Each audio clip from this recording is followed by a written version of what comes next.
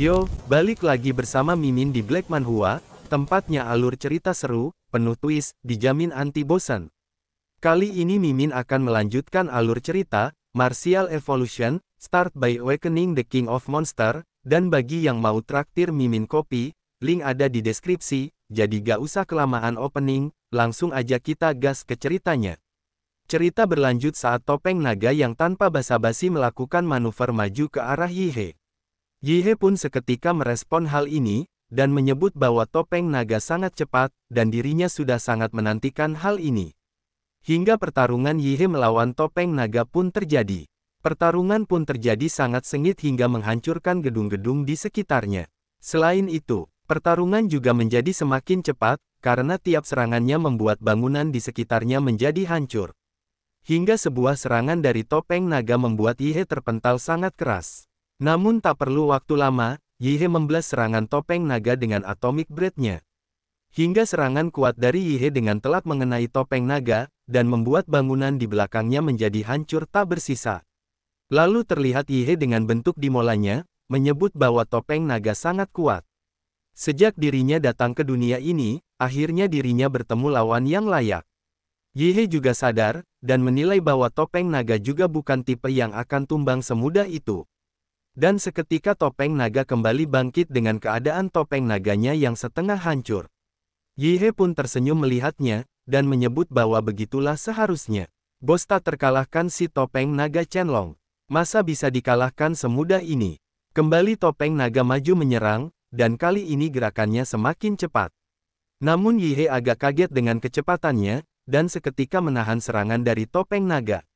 Yihe pun menilai bahwa topeng naga semakin cepat. Setelah topengnya hancur, bukan hanya kecepatannya bahkan kekuatannya pun meningkat. Hingga serangan ini pada akhirnya mematahkan pedang Yihe. Yihe pun tidak menyangka kalau pedangnya akan patah. Dan kembali topeng naga bersiap menyerang Yihe secara langsung dari arah belakang.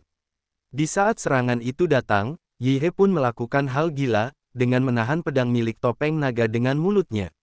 Yihe pun tersenyum dengan hal ini, dan menyebut bahwa topeng naga akhirnya mengeluarkannya juga. Di saat pedang topeng naga tertahan, di saat itu juga Yihe melepaskan pukulan uppercut super kuatnya ke arah topeng naga, hingga topeng naganya hancur. Namun serangan ini masih belum selesai. Yihe kembali mencengkram tangan topeng naga, dan kembali melepaskan pukulannya secara bertubi-tubi. Dan Yihe menilai kalau pelipis, tenggorokan, jantung, limpa ginjal, dan kemaluan. Semua itu adalah titik lemah paling mematikan pada tubuh manusia. Ditambah lagi topeng naga memang sudah mengalami penyumbatan meridian, sejak paku perunggu murni milik Ouyang Ze menembus tubuhnya. Dan membuat aliran ki tempur menjadi tidak lancar. Serangan yang dipenuhi aura jahat menyusup ke titik-titik penting, dan meridian tubuh topeng naga. Menghancurkan dari dalam secara mendalam. Namun di saat itu topeng naga seketika melepaskan pedangnya dari tangannya, dan mendorong pedang tersebut dengan kakinya untuk menyerang Yihe. Namun serangan ini gagal. Yihe juga menyebut bahwa dirinya sudah tahu kalau topeng naga belum menyerah. Satu-satunya kesempatan topeng naga untuk membunuh dirinya hanyalah saat awal kedatangan dirinya. Ketika topeng naga bisa memanfaatkan selisih informasi, dan menyerang dirinya secara diam-diam. Namun hanya itu peluang keberhasilannya, paling tidak hanya 30%. Dan seketika Yihe menggunakan senjata kipas milik Lan Yuxi. Yihe pun seketika mengayunkan kipasnya sekuat tenaga hingga memicu sebuah tornado yang menerbangkan topeng naga. Tornado ini pun terus berputar dengan kecepatan tinggi, dan topeng naga yang berada di dalamnya terus terkena serangan bila angin yang mencabik-cabik tubuhnya. Yihe pun menyebut bahwa kipas yang diperkuat dengan energi jahat, jauh lebih kuat dibandingkan saat berada di tangan Lan Yuxi. Lalu di saat tornado mulai menghilang, Yihe mendekati topeng naga, dan mengatakan bahwa ini belum selesai. Dan seketika Yihe melepaskan Atomic Explosion Fist. Dan ini adalah pukulan pertama buatmu. Hingga ledakan dari pukulan Yihe membuat topeng naga melambung di udara. Lalu pukulan kedua pun kini dilepaskan Yihe, dengan teknik Mountain Shattering Fist, Black Flash. Hingga membuat topeng naga terpental sangat jauh, dan membentur sebuah gedung. Yihe pun bertanya naga apanya, dirinya kira kuat sekali, tapi ternyata cuma serangga. Namun terlihat topeng naga yang nyatanya masih bisa menunjukkan pergerakan, dan ingin membunuh Yihe. Dan Yihe pun pada akhirnya mengakhiri pertarungan ini dengan menekan pedang topeng naga ke lehernya sendiri, hingga memutuskan kepalanya. Bersamaan dengan hal itu, Yihe mendapatkan liontin naga. Dan dengan ini saatnya untuk mengakhiri permainan. Lalu saat Yihe kembali, Zheng Qiong pun seketika berlutut, karena sadar akan kekuatan mutlak yang ada di depannya. Namun Liu Qingzu pun berkata, kalau Chu Zhao seharusnya tidak membiarkannya pergi melawan topeng naga itu sendirian. Chu Zhao pun mengatakan bahwa selain Yihe, kita hanya akan menimbulkan lebih banyak masalah, jika kita pergi ke sana. Mendengar hal itu, Liu Qingzu menilai bahwa perkataan Chu Zhao benar. Dirinya sendiri terluka, sampai tidak bisa menggunakan tekniknya lagi. Katanya mau membantu Yihe, tapi malah hanya membuatnya harus terpecah fokus untuk melindungi dirinya. Andai saja dirinya bisa lebih kuat sedikit lagi, dirinya tidak akan menjadi beban bagi Yihe. Yihe yang melihat Liu Qingzu melamun seketika mendekatinya, dan bertanya apa yang Liu Qingzu pikirkan. Liu Qingzu yang kaget pun seketika malu. Yihe pun seketika meminta Liu Qingzu untuk memberinya kalung kerbau itu, atau dirinya harus merebutnya secara paksa. Tanpa pikir panjang, Liu Qingzu memberikan liontin kerbau tersebut. Lalu Yihe pun berpikir, apakah harus mengurutkan urutan dari 12 zodiak, dari tikus hingga babi. Chu Zhao yang melihat itu pun merasa aneh, karena tidak ada yang terjadi, dan bertanya apakah urutannya salah. Lalu Zheng Xiong pun mendekat dan mengatakan bahwa, topeng naga yang sangat khusus ini, pada dasarnya tidak dirancang sebagai topeng pemburu. Melainkan pemburu khusus untuk membunuh orang yang memiliki liontin kerbau. Biasanya jika seseorang ingin menyelesaikan satu level, maka tidak perlu menambahkan liontin naga. Dan di saat liontin naga diambil, tiba-tiba sesuatu terjadi. Dan ini membuat mereka kaget. Zheng Qiong pun bertanya-tanya apakah mereka memicu sesuatu. Lalu dari atas langit muncul sebuah fenomena alam. Yihe pun meminta mereka semua untuk segera melihatnya. Apa yang ada di langit itu? Kemudian sebuah mata besar yang muncul dari atas langit, yang membuat Yihe bertanya-tanya, lalu secara tiba-tiba, dan tanpa sadar, Yihe malah tenggelam dalam mata besar itu dan jatuh ke dalamnya. Dan bersamaan dengan hal itu, Yihe seketika sadar dan saat membuka matanya, Yihe kembali ke dalam kereta. Orang-orang pun juga heboh dan bingung, karena mereka masih berada di dalam kereta Huadu. Dan sebagian dari mereka sangat kaget mengetahui bahwa mereka masih hidup. Mereka ingat kalau barusan berada di kota aneh. Dan mereka ingat dibunuh oleh seseorang bertopeng. Seseorang pun ingat bahwa banyak dari mereka yang dibunuh oleh topeng naga. Mereka pun bertanya-tanya, apakah ini benar-benar hanya mimpi? Bagaimana mungkin begitu banyak orang mengalami mimpi yang sama? Lalu sebuah pengumuman pun datang, dan meminta kepada semua murid untuk tidak panik.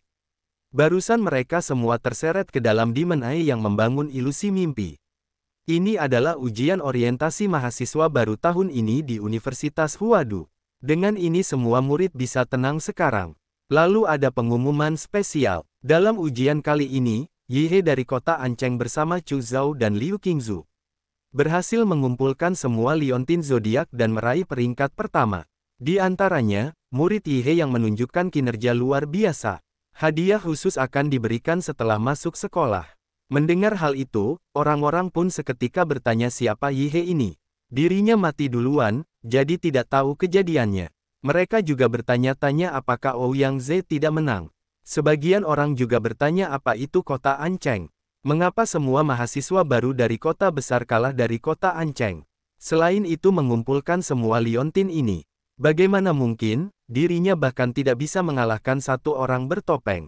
Mungkinkah Yihe adalah anak di luar nikah dari keluarga martial art yang tersembunyi? Mereka pun menekankan bahwa mereka harus mengenali Yihe. Di samping itu, Yihe yang dikagetkan dengan notifikasi yang muncul. Yihe pun senang karena apa yang dirinya tunggu akhirnya datang juga. Sepertinya kalau memenuhi syarat tertentu bisa dapat undian sekali.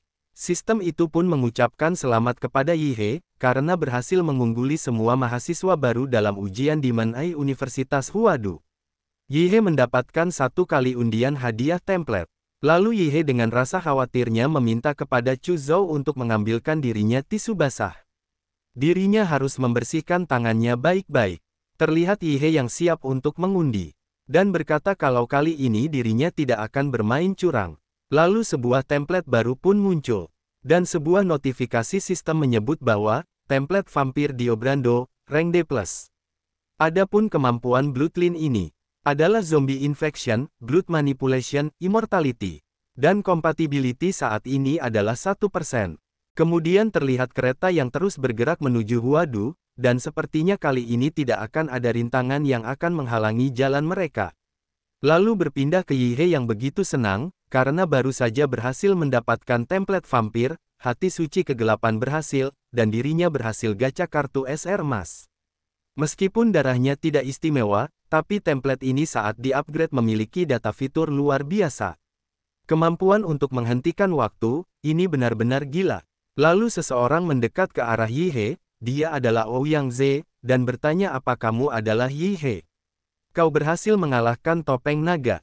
Zheng Qiong yang berada di sampingnya merasa sedikit tegang, dan berpikir untuk Ouyang Ze tenang, jangan bentrok dulu dengan Yihe, di kereta ini tidak ada rumah sakit. Setelah mendengar itu, Yihe mengerutkan keningnya, dan berkata dengan dingin, untuk mengoreksi sedikit, bukan mengalahkan tapi membunuhnya. Ouyang Ze pun termenung mendengar perkataan Yihe, karena Yihe membunuhnya, yang membuat keringat dingin menetes dari wajahnya. Di tengah tatapan para mahasiswa lain, Ouyang Ze tiba-tiba mengusulkan kepada Yihe, bahwa dirinya berencana membentuk organisasi baru di Huadu, berbeda dari organisasi OSIS. Dirinya ingin Yihe bergabung dan akan mengangkat Yihe sebagai ketua. Setiap tahun, posisi siswa terbaik dan ketua OSIS selalu dikuasai oleh siswa lokal Huadu. Ouyang Ze pun mengulurkan tangannya ke arah Yihe dan melanjutkan, kalau kekuatan Yihe membuat dirinya melihat peluang untuk menghancurkan tradisi itu. Bergabunglah dengan kami. Terlihat semua orang di dalam kereta menjadi bersemangat, karena mendengar perkataan Ouyang Ze yang ingin membuat organisasi. Dan berkata kalau Ouyang Ze yang biasanya angkuh, ternyata secara sukarela mengundang Yihe. Ouyang Ze bahkan ingin menjadikan Yihe sebagai ketua. Mungkin ini awal dari organisasi legendaris di Huadu. Ini momen yang bersejarah. Namun tanpa ragu Yihe menolak mentah-mentah. Maaf, dirinya tidak tertarik dengan perebutan kekuasaan dengan OSIS ataupun membentuk organisasi. Dirinya lebih suka bergerak sendirian. Mendengar Yihe menolak, orang-orang pun berbisik kalau Yihe sebenarnya menolaknya, ini adalah penolakan bersejarah. Dan siapa sebenarnya Yihe ini? Bahkan berani menolak Ouyang Ze. Terlihat Ouyang Ze tetap tenang, lalu menyerahkan kartu nama kepada Yihe dan berkata, itu tidak masalah, ini kartu namaku, kami akan selalu menantikan kerjasama dengan Yihe. Tepat saat matahari mulai terbenam, kereta pun berhenti di stasiun Universitas Huadu. Chu Zhao yang melirik keluar jendela, dan berkata dengan lembut, kita sudah sampai. Yihe pun terkejut dan mendongak, kita sudah di sini. Melihat pemandangan kota terbentang di depan matanya, mata Yihe melebar, dan mulutnya ternganga takjub, lalu Yihe berteriak kegirangan, melihat kota besar di depannya. Jadi inilah Huadu, seperti yang dirinya duga, kota besar memang berbeda. Kemudian pintu kereta itu terbuka, para siswa seni bela diri turun satu persatu dengan tertib. Di luar, seorang staf kapal yang menunggu para siswa, dan menyuruh para mahasiswa baru Huadu University, untuk melewati jalur ini menuju kampus Huadu University.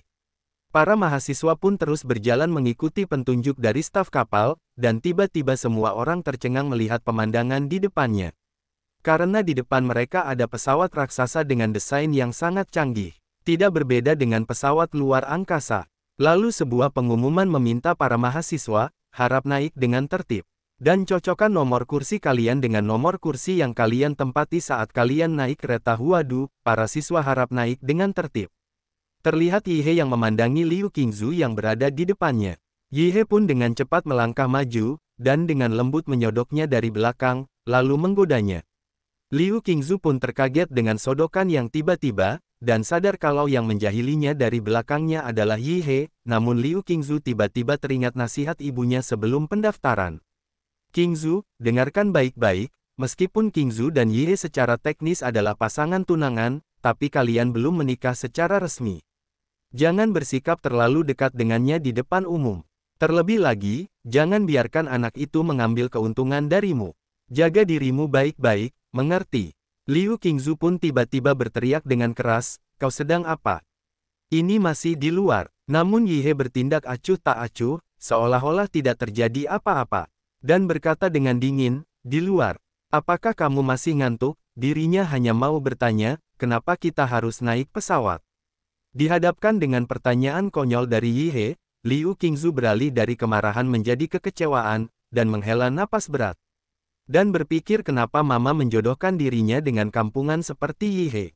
Lalu Liu Qingzu menunjuk ke langit, dan berkata karena Huadu itu berada di langit. Yihe pun terkejut dan langsung mendongak ke atas, di langit. Liu Qingzu membenarkan itu adalah kota atas awan, kota yang berteknologi maju yang dibangun mengambang di lapisan awan. Sebuah kristalisasi evolusi manusia, untuk beradaptasi dengan ancaman dari dimensi lain dan makhluk buas, lalu terlihat pesawat itu membawa para mahasiswa baru menuju University Huadu. Yihe yang duduk di pesawat, memandang keluar jendela sambil berpikir, kalau jaring elektromagnetik ini, untuk mencegah serangan Magic Beast. Begitu masuk, bahkan jangkauan deteksi medan magnet kehidupan juga menyempit. Jadi tidak heran ini Huadu University. Pesawat pun mendarat, dan mereka pun turun dari pesawat. Di bawah ada staf yang menunggu mereka, dan memberikan kartu pelajar kepada setiap mahasiswa baru. Lalu meminta untuk menyimpan kartu pelajarnya dengan baik, karena kartu ini dengan jelas mencantumkan semua data diri masing-masing mahasiswa baru, dan Yihe mendapatkan peringkat S. Kemudian sistem mengumumkan, silakan menuju stasiun Maglev untuk naik kereta ke asrama mahasiswa. Terlihat sebuah stasiun kereta yang berjalan mundur tetapi dengan kecepatan yang sangat tinggi. Gedung pencakar langit menjulang tinggi, lift berjalan vertikal di mana-mana. Pemandangannya benar-benar berbeda dari permukaan tanah. Yihe yang berdiri di tengah kerumunan, tanpa rasa takut, menunjuk dan berteriak keras, kalau kita sudah sampai di kota tertinggi di dunia. Orang-orang di sekitar melirik dan berbisik, apa yang dikatakan orang ini, apakah dia gila, dari mana datangnya orang bodoh ini? Kayaknya otaknya bermasalah. Setelah itu, Yihe dan Chu Zhao memasuki lift yang menuju ke arah kamar mereka. Lalu berkata kalau kamar dirinya di lantai 412 unit A3. Dan bertanya di unit mana Chu Zhao. Dirinya di lantai 45, unit B7. Yihe berkata kalau itu lebih tinggi dari dirinya, berarti dirinya harus turun duluan. Lalu berpindah Yihe yang memasuki kamarnya, dan berkata kalau kamar pribadi 100 meter persegi untuk mahasiswa Huadu, ini benar-benar luar biasa. Semua perlengkapan komputer terbaru tersedia lengkap. Bahkan ada bak mandi pijat. Siapa yang bisa menolak bak mandi pijat? Selanjutnya Yihe pergi ke kamarnya, dan langsung melemparkan dirinya ke atas kasur, dan berkata kalau rasanya seperti tinggal di hotel bintang 5, tepat saat Yihe hendak tidur siang, Yihe tiba-tiba teringat suatu hal yang penting, dirinya harus memaksimalkan template vampirnya. Di dalam kereta tadi, dirinya sudah paham cara pakai kartu pelajar. Tinggal scan barcode unik di kartu, lalu login ke aplikasi khusus Huadu, Huadu Pass. Di dalam Huadu Pass ada Akademi City Mall, hanya bisa belanja pakai Swedia, mata uang digital Huadu. Dirinya tukarkan seluruh saldo 30 juta yuan lebih dari bank ke Swedia, segera setelah itu sebuah pesan masuk memberitahu bahwa transaksi berhasil, Anda menerima 222.43 poin Swedia. Setelah membaca pesannya, Yihe pun kesal karena 100.000 yuan hanya ditukar jadi 1 Swedia, ini mahal sekali. Tapi barang di Akademi City memang luar biasa. Banyak barang langka yang tidak dijual di pasaran, namun di sini bisa dibeli dengan bebas. Privilege semacam ini memang jadi keuntungan mahasiswa Huadu. Dirinya beli semua Magic Core yang terkait elemen darah. Harusnya cukup untuk memaksimalkan template vampirnya. Bahkan waktu dirinya memaksimalkan template humanoid ultra raksasa, investasi dirinya tak sampai 10 juta, tapi bisa naik sampai lebih dari 90% tingkat kecocokan. Lalu setelah beberapa saat, suara drone pengantar paket terdengar. Yihe, terima kasih atas pembeliannya. Semoga sukses dalam kultivasi. Jangan lupa beri bintang 5-nya. Yihe dengan gembira berkata kalau pengiriman super cepat, bahkan menggunakan drone. Ketika Yihe membuka kotaknya, di dalamnya ada tumpukan Magic Core yang berkilauan. Baiklah, sekali telan, makan sebanyak ini sekaligus, Yihe pun merasa tubuhnya terasa tidak sanggup. Segera tubuhnya mulai berubah, terlihat tangannya yang menumbuhkan kuku tajam, dan tumbuh panjang, seolah berubah menjadi monster. Lalu sistem mengeluarkan pemberitahuan baru, template vampir Lakude, tingkat kecocokan 100%, keterampilan diaktifkan, Lakude Kenvaldo, telah terbuka. Dengan kondisi fisik keseluruhan mencapai 29, Yihe pun bergegas ke depan cermin, dan melihat dirinya di cermin dengan wajah pucat, matanya menunjukkan urat darah hitam yang sangat jelas.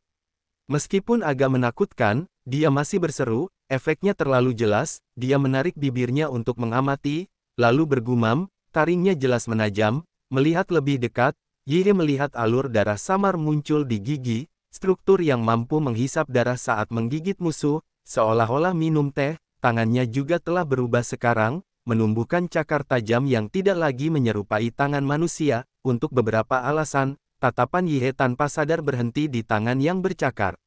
Dan berbisik, sekarang sebuah pikiran gila tiba-tiba terlintas di benakku, tanpa peringatan apapun, Yihe tiba-tiba mengayunkan lengannya, menusukkan tangannya sendiri jauh ke lehernya, menyebabkan darah menyembur deras dari tubuhnya. Terlihat seluruh tubuh Yihe gemetar hebat, setiap tarikan napasnya terasa begitu berat. Di belakangnya, darah hitam mengucur deras dari lehernya, dan mulutnya mengeluarkan cairan merah yang menyembur deras. Jelas Yihe telah mengerahkan seluruh tenaganya untuk menguji kekuatan barunya. Yang tak biasa adalah luka di lehernya, tempat dirinya menusukkan tangannya, mulai perlahan menutup. Darah yang keluar juga perlahan mengalir kembali ke tubuhnya. Wajahnya perlahan merona, warna kulitnya tampak lebih baik. Dan akhirnya lukanya sembuh total, hanya meninggalkan bekas kecil di kulitnya. Lalu berkata kalau proses pemulihannya sedikit lebih cepat dari sebelumnya, Yihe juga sadar kemampuan generasi vampirnya masih bisa dibilang lumayan, tapi perubahan fisik itu cuma hal sepele. Yang paling penting adalah kekuatan barunya. Kemudian Yihe memasuki ruang latihan pribadi di apartemennya, dan berkata kalau gak heran ini dunia yang menjunjung tinggi seni bela diri. Bahkan asrama universitas pun dilengkapi ruang latihan sendiri. Menyingkirkan semua gangguan di sekitarnya, Yihe mengumpulkan seluruh semangat dan tekadnya, dengan cepat memasuki kondisi konsentrasi yang intens. Seluruh tubuhnya memancarkan kekuatan dahsyat, dengan aura merah menyelimuti tubuhnya. Lalu perlahan-lahan membuka matanya, dan menatap tajam ke arah depan. Lalu di hadapannya kini muncul sosok vampir yang baru saja dirinya ditemui kemarin, dengan postur dingin yang angkuh, membentangkan sayap hitam legendaris yang memancarkan wibawa absolut. Yihe menatap lawannya dengan penuh tekad, dan berkata kemarilah, pukul dirinya sekali. Vampir itu pun segera melepaskan kekuatan dahsyatnya, energinya melonjak dan menyebar ke seluruh ruangan. Sayap hitam besarnya terlipat menutupi tubuhnya, aura jahat menyelimutinya, melilit seperti kepompong gelap. Beberapa detik kemudian, di belakangnya muncul sosok monster ganas dengan mawar di kepalanya, dan tubuhnya penuh duri tajam. Matanya merah menyala, lalu monster yang dipanggil itu segera mengepalkan tinjunya yang berduri logam, lalu menerjang maju ke arah Yihe. Yihe yang melihat serangan itu, dengan cepat mengangkat kedua tangannya untuk menangkis serangan tersebut, dan Yihe berusaha tetap membuka matanya untuk mengamati serangan lawan. Lalu sebuah pukulan kuat menghantam Yihe, namun serangan itu menembus Yihe, menyebabkan tulang di lengannya hancur berkeping-keping, dan Yihe terpental keras menghantam dinding berlapis karet di belakangnya. Yihe pun bangkit kembali, dan tersenyum dingin meskipun kedua tangannya sudah remuk, lalu berkata kalau itu bagus, cukup bertenaga. Selanjutnya uji coba penghentian waktu, lalu Yihe melihat ke arah tangannya, karena setiap sendinya remuk, membuktikan bahwa lawannya memiliki kekuatan yang mengerikan yang tak bisa diremehkan. Begitu Yihe selesai bicara, sebuah domain mulai menyebar menyebabkan waktu di dalam domain itu berhenti seketika. Namun domain itu memiliki batas waktu, dan waktu dari domain tersebut mulai berjalan perlahan, dari 1 detik, lalu 2 detik, 3 detik, 4 detik, setelah hampir 5 detik, sebuah retakan kecil mulai terlihat, dan terus berjalar ke seluruh domain. Yihe pun tidak akan membiarkan itu terjadi, dan segera memperkuat domainnya, dan mempersempit ruangnya dengan tatapannya yang tajam. Lalu berpikir kalau hanya 5 detik batasnya. Tidak, waktunya harus tetap berhenti. Karena tekanan dari domain itu, tubuh Yihe merasa berat. Yihe memaksanya untuk bertahan, dan mendorong dirinya melampaui batas. Pada detik ke-5,1, setiap rasa sakit terasa seperti menahan 1000 patah tulang secara bersamaan. Pada detik ke-5,3, rasa sakit itu menyebar ke seluruh tubuhnya. Darah mulai mengucur deras kemana-mana. Setiap pembuluh darah di matanya seakan terkoyak, dan darah mengalir deras, lalu matanya hampir meledak. Sementara lawannya berkepala bunga merah itu tetap keras kepala, dan menolak untuk mundur. Namun kemudian, dalam sekejap, seluruh ruang mulai bergetar hebat seolah terguncang hingga ke intinya, dan tepat pada detik ke-5,9, seluruh ruangan hancur, dan domain runtuh seperti pecahan kaca, dan waktu kembali seperti semula. Pada saat itu, Yi He membungkuk, menyeka darah dari sudut mulutnya dengan satu tangannya, lalu tersenyum pelan, dan berkata kalau ternyata 5 detik adalah batas dari pemilik sebelumnya. Tapi bukan batas dirinya. Berpindah keesokan harinya, Yi He dan Chu Zhao berjalan-jalan di kota yang sepi, dan berkata kalau mataharinya agak menyilaukan hari ini. Dan menyadari kalau sejak menyatu dengan template vampir, dirinya jadi tiba-tiba membenci sinar matahari. Meskipun tidak seperti vampir sungguhan yang langsung mati kalau terkena cahaya. Chu Zhao yang menyadari kalau Yi He itu agak aneh, tapi Chu Zhao tidak mempermasalahkan itu.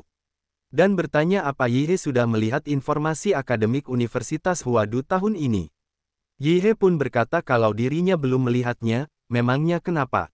Dan berpikir kalau semalam dirinya berlatih di ruang latihan, jadi dirinya tidak memperhatikan hal lain. Chu Zhao memberi tahu Yi He kalau tahun ini Universitas Huadu mengubah sistem belajar dari model kelas menjadi sistem guru pembimbing kelompok. Kurang lebih, setiap tahun ajaran, Yi He akan belajar di bawah satu guru utama, dan selama itu juga bisa mencari asisten pembimbing tambahan.